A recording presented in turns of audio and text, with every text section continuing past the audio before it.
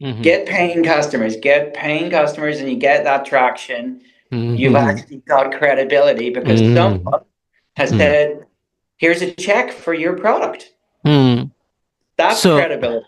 Welcome to Unstoppable Podcast with Harry Sardinas, inspiring conversations with influential millionaires, investors, thought leaders, entrepreneurs who are making a massive difference with their innovative products and services, and sharing the challenges and wisdom of how they sold their first million.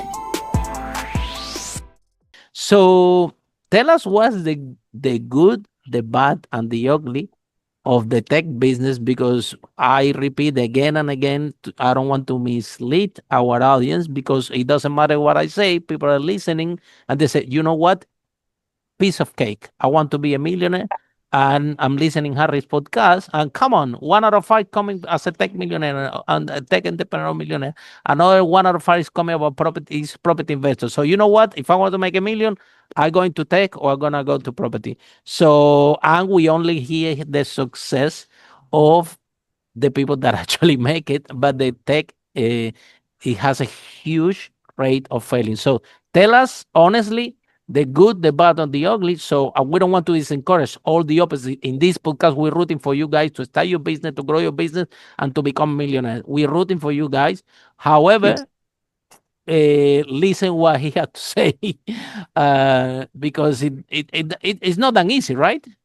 It's not. It's not. And look, it's easy for me to sit here and say, yeah, I've done it twice. And, the naivety of me when I done it the first time, I said, surely the second time is going to be easier. No. If anything, it was even harder. Yeah, look at this. My goodness. And that's because I was shooting for bigger goals, bigger. You knew what you were doing on the second time, yeah. I knew what I was doing. You know you were doing, and on top of that was challenging, right? Imagine the first time that you don't know what you're doing. Oh my God. Yeah. So you think the second time is going to be even easier? Like, there's so many failures, but I think in general, like whether you're in tech, you're an entrepreneur, it's not one big battle. It's a thousand little small battles. Whether it's cash flow, whether it's product not quite right, investor loads. But I think if I look at what I learned from the first one and the second one, it was really being ruthless with what was priority. Cutting that noise. Focusing on what's going to make that revenue grow. Talking to the customers. Trimming the product to the core value, culture. And I think this is what a lot of entrepreneurs don't really talk about. I agree 100% with culture. You. Oh, yeah. When even in my darkest moments and difficulties, I had to remain very calm in front of my team. 100%. Really thoughtful, empathetic leadership. Even as those hard moments, and bring my team with me. So it 7.5 moments. It's not only one. Yeah. It wasn't happen more often than you wish. Yeah, it's totally is. And look, it's not just a case of powering through. It was more about being measured and having resilience. It gets back to what I said earlier. It's just having that discipline, Harry. Really, okay. So then tell us why it's good. Why we have so many millionaires coming to this podcast. Am I attracting them? I don't think so. I think that tech is a great vehicle in order to build wealth and real estate. I mean, because the statistics of this podcast, you are a tech guy, so numbers don't lie. So what is good about tech? Something has to be good that we have so many millionaires. So tech is democratized, in the sense of like you can go out there and start a very small business in tech overnight. Right. But tech is such a broad spectrum. So, for example, I built software and I built SaaS B2B software for mission critical industries. Very complex, very difficult to do. But tech also encompasses someone setting up an e-commerce business and utilizing Shopify. And, I started my first company 16 years ago, and tech was a higher barrier to get into. Oh, wow. So yes, 16 years ago was a very high barrier to entry. Very expensive. Very and, expensive, right? and expensive. But now to get into tech is completely democratized. And obviously, with the advent of AI being here, people have more tools than ever to get in to tech and reach scale. That's where you make wealth in tech is you can get scalability and you can get Yeah, to I agree being with a you. It's global business. easy to scale. You can scale fast, maybe, but also the valuation, right? Tech businesses, the valuation of tech businesses are the multiples are higher than traditional business. If you're gonna Yeah. sell your restaurant, right? Maybe I don't know. There is time three, time five. How to check the EBITDA or profit? Whether tech is completely different ball game. I hear that some valuation there. Time 12, time 20 profit and EBITDA. So And valuation of tech businesses the multiple is higher than the other industry. Why do you think that the multiple is so high? because the financial model behind it is completely different, you know. So look, we all love restaurants, we all love a good restaurant, but that Barber, restaurant, hairdressers, hairdressers, there's retail stores that sell wine. If you see the multiples on this business, that that it takes a lot of effort also to build, but the multiples are way lower than tech. that's because they're service-based industries and therefore they don't have a recurring compounding revenue model. Most modern day tech businesses have a recurring compounding revenue model. So let's take round numbers, Harry, and say a tech business does 1 million of annual recurring revenue in 1 year, and it is just churning 3% of those customers. They don't decide to renew again for the forthcoming year. That means you're going into the second year with 970,000 of revenue immediately. So it compounds and builds, but it also allows a bit, a tech business entrepreneur to forecast where they can invest, because if you know that that's what you can do and pretty much guaranteed to do in year two, you can look at how you can double down on things and increase marketing and everything else. Sadly, restaurants, haircuts, it all fluctuates, goes up and down. It's not a guarantee. Someone might come every 3 weeks and then change to come in every 6 weeks to get their haircut. Not in tech. It's much more of a recurring Yeah, model. and if you want to scale it, you need to scale it. You have to to Be able to to to forecast. book. Well, you have to find the location, you have to pay the rent, you have to bring those employees. You have more complex operation. Well, I don't say complex, more populated operation, right? You have more people, and that is, in my opinion, high risk. I also think that something behind the evaluation of the businesses also is that they're collecting data, and the use of the data, people don't even know how much the data is gonna worth in the future. So just in case they're paying top dollar for it today, yeah, which is good for the people in the tech space, right?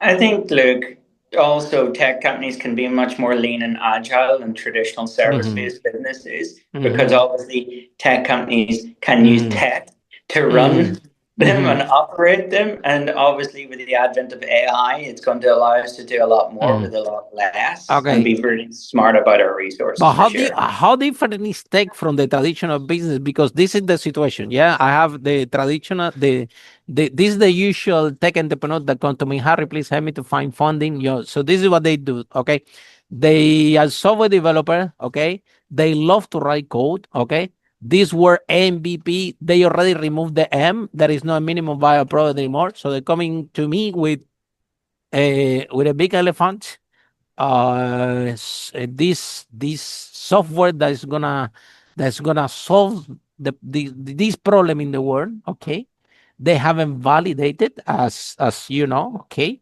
and then they coming to me with this big elephant and tell me, Harry, I need some funding. Can you find me some venture capitalists and everything to because we need the money to solve this. And I'm like, what? But do you think this is stupid? He probably exit 2 or 3 times, right? And more often tech entrepreneurs, because okay, we don't know what we're doing. Okay, we get they get the formula wrong, so they remove the MVP. They haven't talked to anybody, and then they're coming to me or to other people there that have some access to finding for funding. Okay, and there is no. And when you tell them, look, guys, you have to put your feet in on the ground. This is not how it works. And then when I put in front of the VC is telling the same thing. What the VC is so polite that, you know what, guys, you're brilliant. Call me in your next idea. And the tech entrepreneurs are telling me, why this guy is telling me the next idea? I want to invest now. So what he's telling you is that you're brilliant, but you got the formula right how the thing works, and he doesn't have time to explain you. But then they're coming to me and tell me, Harry, you don't understand. Tech is different. So I'm like, I don't understand. They say, yeah, Harry, you're a business coach. Business is also different. Your problem is that you don't understand. Tech is different. So how different is tech because the more I see tech, the more I see a lot of similarity with traditional business. Exactly as you say, you have to validate, you have to show some sales, you have to show some numbers. Those times that you write a piece of paper and the VC give you $1 million, in my opinion, I think they're gone. And maybe sometimes it works like that. I don't know. Sometimes now with AI, they think every time there's a flavor of the day, there is VC excitement and money excitement. And sometimes the tech entrepreneur, they get misled by all these trendy things, and it doesn't really focus in the formula exactly that you share, because I can guarantee that they follow the steps that you share here. Number one, which I love, solve a real problem. And I want you to expand on this later on, yeah? Solve a real problem. And number two, can you define validate so they understand what do you mean with validate before building, which everybody is doing totally the opposite. Building, not even validated. Building, and then bring it to me. So tell us. How different is tech business for traditional business? It's different in the sense of how you can get scalability, but its core business principles of how a business needs to operate is not different. So too many times I've seen founders come along with their shiny new product that they want an investor. I am an angel investor and invest in them to say, if you give me this money, I'll be able to go and spend it in XYZ to get my product out there. But in today's world, you can market your product without any of that. So they completely forget those fundamental principles, and they become so product obsessed that they forget to say, look, here's my product, would you want to buy it? Right? So they don't get into the actual sales process and selling it. And they get caught up with saying, okay, I need venture capital. I need to go and raise capital. I need capital now to be able to take my product to market. No, you don't. There's so many successful bootstrapped businesses that have gone on to have incredible multiples and incredible exit. And founders have actually retained 100% of their business and even walk away with more money than a founder that has raised 100 million in venture capital. Venture capital is right for certain types of tech businesses and not right for others. But that's a different conversation. Getting back to the principles of what a business is, whether it's a traditional service business or a tech business, you've got to tell people about your business. Get your story out there, educate your audience, become the voice in your market, get paying customers. Get paying customers, and you get that traction. And then when you come to venture capital or come to you, Harry, and say, Harry, get people to invest in my business, you've actually got credibility because someone has said, here's a check for your product. That's credibility. Follow us for more interviews with the world's most influential, audacious entrepreneurs that overcame challenges and adversity, providing you with the blueprint of how they sold their first million so you can grow your business exponentially.